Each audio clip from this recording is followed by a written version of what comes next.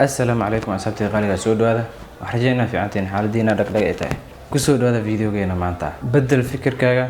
سينو لا شادش كبدش isbedel ku siiso waxa uu ka bilaabmaa maskaxda iyo hab fikirka qofka waxa bedeli kara oo na saameyn kara isbedelka noloshiisa dadka uu la nool yahay iyo deegaanka uu ku nool yahay waxa la dhahaa laba bedel ama midkood bedel si ay nolosha isku bedesho kuwaas oo kala ah deegaankaaga bedel ama hab fikirkaaga bedel labadooda bedeli kartidna way fiican tahay haddaadan bedeli karin midkood bedel si ay nolosha isku bedesho waayo isbedelka qofka noloshiisa labadan shay ayuu ka dhashaa maskax ayaa keentay sababna wax isbedel walba dunidan ka socda maskaxdaada waa lensiga aad ku arki lahayd qaababka kala duwan ee dunida iyo saameynta isbedelada nololeed marka barashada wadooyin aad ku bedeli kartid hab fikirkaaga iyo maskaxdaada ayaa bedeli kara noloshaada guud ahaaneed inta badan waxa inagu aan ku fikirayno ayaa qeexaya waxa inagu dhacaya haddii aan rabno isbedel marka hore waa inaan bedelnaa maskaxdeena iyo qaab fikirkeena waayo sidii hore haddii aad u fikirtid noloshaada sidii hore ay ahaanaysaa si ka duwan haddii aad u fikirtid nolol ka duwan tii hore ayaa kuu soo baxaysa u fikir si ka duwan sidii hore waxaa imaanaya isbedel ka duwan kii hore u bedel fikirkaaga negative ah mid positive ah noloshaadana mid dhanka wanaagsan u badan ayay noqonaysaa bedelida hab fikirka maskaxdeena waa bedelida nolosheena waxaan kula wadayaa qodobo muhiim u ah bedelida maskaxdeena iyo hab fikirkeena si aan u helno nolol wanaagsan oo aan inagu ku qanacsanahay kuna noolana farxad iyo reyn qodobka koowaad bedel qaabkaad wax u aragto perspective-kaaga bedel qaabkaad wax u eegayso ama wax u aragto bedel micnaheeda waxay tahay wax walba hal qaab ka eegin baro sida dhinacyo kala duwan wax looga eego xaalad walba aad ku sugan tahayna weligaa hal dhinac wax ka eegin dhinacyo kala duwan inaad wax ka eegto baro qaabkaad wax u aragtidna bedel mar walba waxa kuu muuqda ma noqon karaan wax sax ah mar walba dhinacyo kala duwan wax ka eegto waxa kuu soo baxaya xalal kala duwan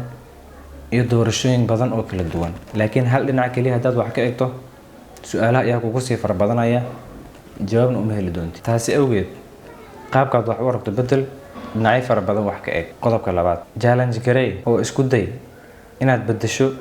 waxyaabo aad maskax ahaan u aaminsan tahay qofka noloshiisa waxa xadidaya wuxuu maskax ahaan u aaminsan yahay haddii aad aragtid qof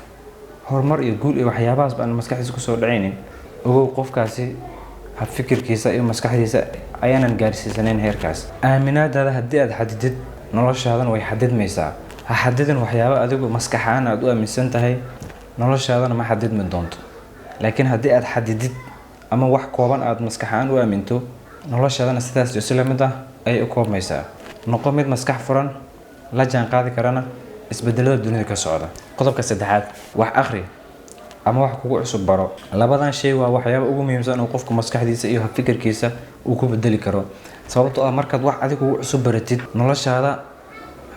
fikirkaaga iyo maskaxdaada waxa saameynaya waxyaabihii kugu cusbaa ee aad baratay sidii hore ma ahaan doontid wax akhriskana wuxuu muhiim u yahay qofka sababtoo ah qofka haddii uu wax cusub barto ama wax cusub uu akhriyo hab fikirkiisa uu balaaranaya maskaxdiisana way koraysaa waxaa kuu soo muuqanaya fikrado cusub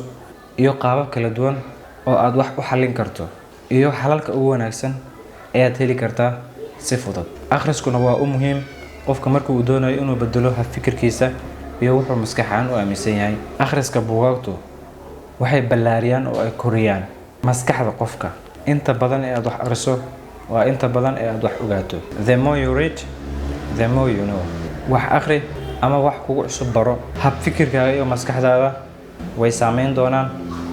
wayna bedeli doonaan insha Allah qodobka afraad bedel qaabka aad naftaada ula hadlaysid qof walba inaga mid ah naftiisa waa ula hadlaya laakiin se waxa lagu kala duwan yahay qofba sida uu naftiisa ula hadlo ma isu aragtaa mararka qaar markii aad rabto inaad wax cusub ama isbedel u samaysid nafta maskaxdaada way iska ka caawinaysaa sababtoo ah lama aysan qabsanin wax isbedelka iyo waxyaabo adigu aad sheegaysid waxaa loo baahanyahay marka hadallada aad isku oranaysid naftaada aad la hadlaysid inaad bedeshid marka hore kadib way la qabsanaysaa kadib isbedelkana way aqbali doontaa ku dadaal bilowga maalin kasta inaad naftaada kula hadasho hadallo wanaagsan oo kugu kaalmeynaya isbedelka nololeed ee adigu aad doonayso hadallada wanaagsan ee adigu aad naftaada kula hadasho waxay saameyn weyn ku leeyihiin maskaxdaada iyo hab fikirkaaga qofnimo si ay labadaas u hagaagaan naftaada qaabkaad ula hadlaysid